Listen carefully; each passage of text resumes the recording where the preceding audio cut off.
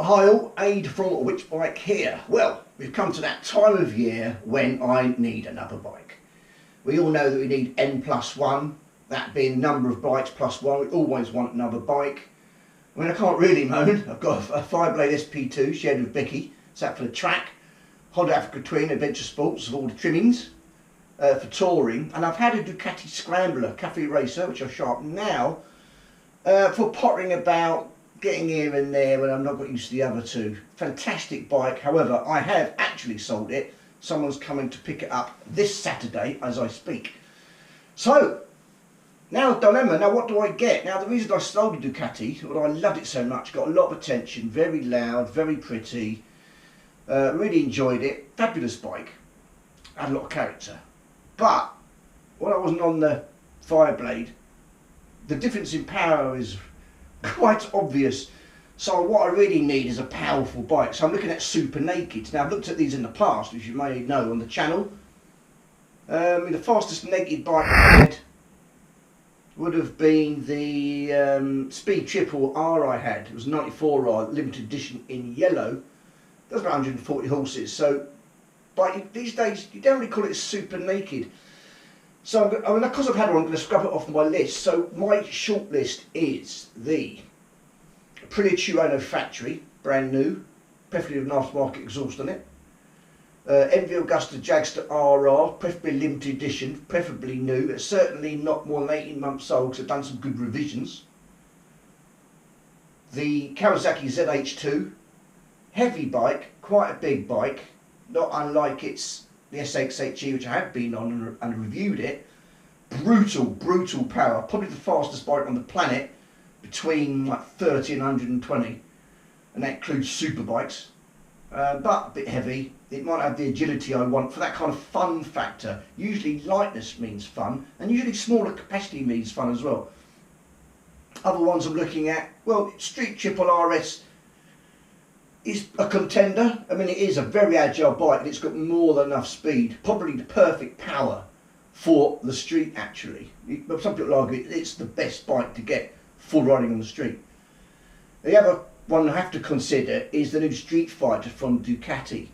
That's 17.5 grand for the base model V4, and the V4S is just about 20, and that's not including an aftermarket exhaust, which you're always going to want, even though it's going to sound quite good. Now, I don't know what to get, so what do you reckon? I'm going to include a poll on this. What shall I get? So let's go through them again. Street Triple, it's light, it's agile, it's probably the least expensive out of the whole lot. Oh, I'll tell you what, I've just finally forgotten. Super Duke R, new model, just come out. So yeah, Street Triple RS, agile, light, not expensive, quite attractive as well. Put an aero system on it, not bad. Then yeah, Super Duke R, that's coming in about 15 and a bit grand. Might be able to get some deals on those. I've got a good relationship with KTM. Again, you're going to be wanting an aqua can on that, which they go with quite well. I used to be a really big fan of the orange. I don't know how you feel about the orange and KTMs. I used to be a massive fan, but just recently I've just got them off a slight touch.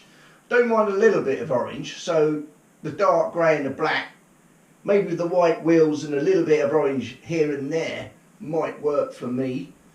Next up, the Streetfighter, very expensive. It's going to be pretty exclusive for about the first year, rare as rocking horse poo.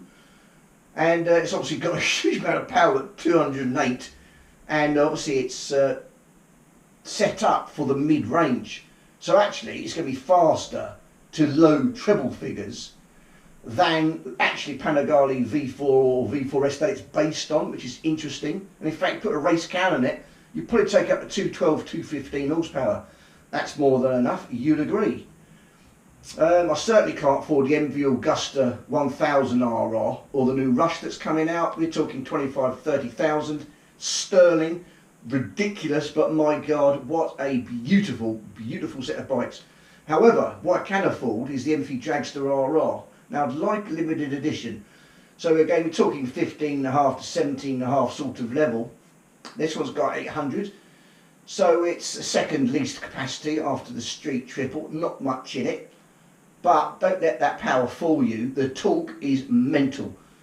The three most mental bikes I've been in are the Dragster RR or the Brutale RR, the Aprilia Tuono factory and the Super Duke R. Those three bikes, I believe, are the fastest bikes ever until the ZH2 and the Streetfighter came on the scene. They're kind of another level. But is it usable? Nah, not really. It's all about torque, it's all about lightness in my eyes. But MV Dragster, my God, what a beautiful bike, stunning, homemade. Really, that bike is where the heart is, so it has to be a major contender for me. It's my favourite brand of all. I've just never had the balls to own one because of synonymous problems and financial issues at the main company. However, a lot of that seems to be behind, and at the end of the day, they are hand built, which adds to the character of the bike, but maybe lessens or dampens the ownership experience in terms of robustness. Certainly when compared to Triumph and Honda and some of the other Japanese makes. In case you're asking, I've ruled out the MT10. I think a bit like the Kawasaki Z H2, it's not massively attractive. Although obviously in my review I did like it, I just don't fancy it. I've had an MT09 SP, so I want to move on from that. Kawasaki Z H2, I said heavy, bargain price for the power. The supercharger is immense, not just the noise it has, but it does the chirp, kind of every time you decelerate and change down the gears. So forget about gears, the exhaust popping and cracking. This chirpy, I love doing that noise. I don't think you ever get hold of that. It's quite incredible. That's only beaten by the incredible immediate power that comes on when you roll that throttle. It's quite ridiculous. As I said, well, as I put on the picture of my H2 SE, the sports touring version of that engine, I said it should be banned because it's just ridiculously fast when you're on the right rev range, and it will just destroy non-experienced riders, which at that time probably included me. I'm a bit better now with my advanced riding and track day action. Street Fighter's too expensive. Super Duke R, Tuono factory. Now I can get one of those for 15,000 with an Aprilia slip-on. That's a bargain. A brand new one as well, 2020 model. It's probably the best bike all around out of the whole list. When you talk about comfort, quality, speed, handling, I mean basically it ticks every single box, and it's just about at the top of every single comparison of those main factors. Only for fun it gets beaten by probably the Duke and the mvagusta. So what a fabulous bike. Now I wasn't a great fan of that silver, red, black livery it's had for many years, but the new one, mostly black, dark grey with hints of that kind of orangey red, looks a lot better. It doesn't look as leery, it just looked too fussy. It wasn't a bike you kind of looked at and actually kind of really desired it. I don't know how you feel about that. When it comes to desirability, the Italian bikes smash it. I think mvagusta is number one, followed not too far behind by number two being Ducati, and all the others, they just don't get anywhere near, I don't think, level of desirability. I mean the KTM Duke comes fairly close, along with the Tuono, because it's just so good.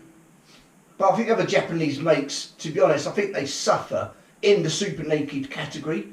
I mean, the Z1000 and the ZH2, Z1000's better looking than the ZH2, but the Z1000, being around, it's not really making my shortlist. It doesn't grab me, and it's just a bit of an older kind of bike.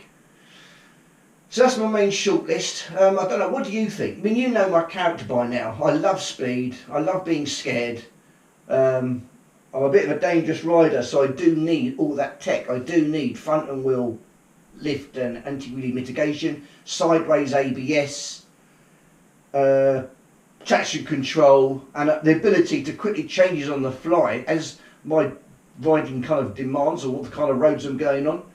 So that really means it's got to be a modern bike. I do like these new TFT screens, but it's not a deal breaker. I suppose as good as the Fireblade SP2 is, and it's pretty amazing on the track and brutal on corners and straights, it's not a kind of a sexy bike, it's not a fun bike, it's just thrilling like most super bikes.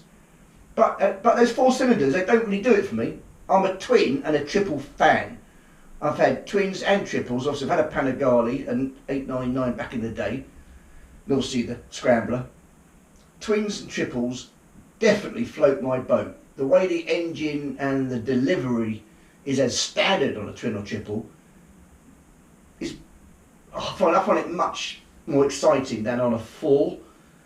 Okay, when you get to silly power like the V4S Panigale that I took out, I haven't been on a Streetfighter yet. I mean, it's a different experience. It's wicked anyway, and they do sound pretty damn good. But I still maintain that when it comes on average, twins and triples are my favourite bike. So yeah, I put a poll up. Let me know what you'd go for in the comments, and more importantly, why you'd go for that bike. It would help if you include your age and the kind of bikes you ride, because really, even though they're all kind of super nakeds, they're all slightly different, have slightly different characters. It's kind of what you want at that point in your motorcycle career, or that point in your life. Being a little bit more mature, I should be on a Triumph Bonneville or a Honda CB 1100, fabulous bikes, or even a Harley Davidson. But I'm a rebel. I'm much younger than my years. I think my 3 boys keep me extremely young. It's always been my way. I've always been a bit of Peter Pan, so I still got that kind of anarchistic nature in me. I'm not a bit scared of wheelies. I like the fact that I've got a bike that can. So those bikes that made my shortlist, I think, are the right bike for me. But let me know what you think. And if you know me quite well, I've been watching this channel for a couple of years, then let me know what bike you think actually you think is right for me. I might be wrong, and you might have experienced some of these bikes, and you might be able to sway me one way or t'other. I haven't decided yet. I'm looking to move bloody quickly, so this video's going up shortly after I record it. Please let me know your thoughts. Don't remember to subscribe, hit the bell. All your feedback and support is greatly appreciated. And until then, well, ride safe out there. Take care. See you soon.